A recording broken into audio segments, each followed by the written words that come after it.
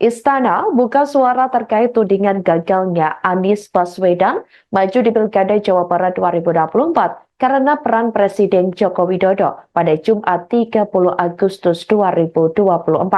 Melalui Koordinator Staf Khusus Presiden Ari Dwi Payana meminta tidak semua permasalahan dikaitkan dengan Istana atau Jokowi. Menurut Ari, pencalonan kepala daerah dan wakil kepala daerah dalam pilkada sepenuhnya merupakan urusan partai politik atau gabungan parpol. Ia mengatakan keputusan pencalonan atau tidak dicalonkannya seseorang diputuskan melalui mekanisme internal partai masing-masing.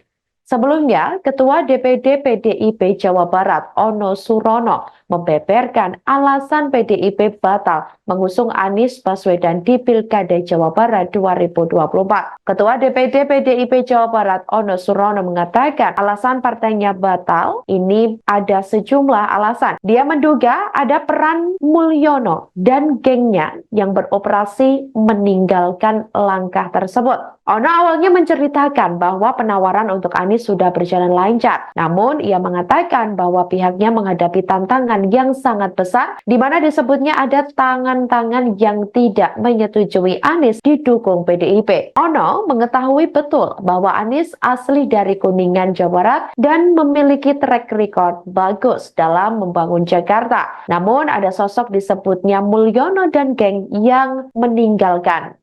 Download Tribun X sekarang, menghadirkan lokal menjadi Indonesia.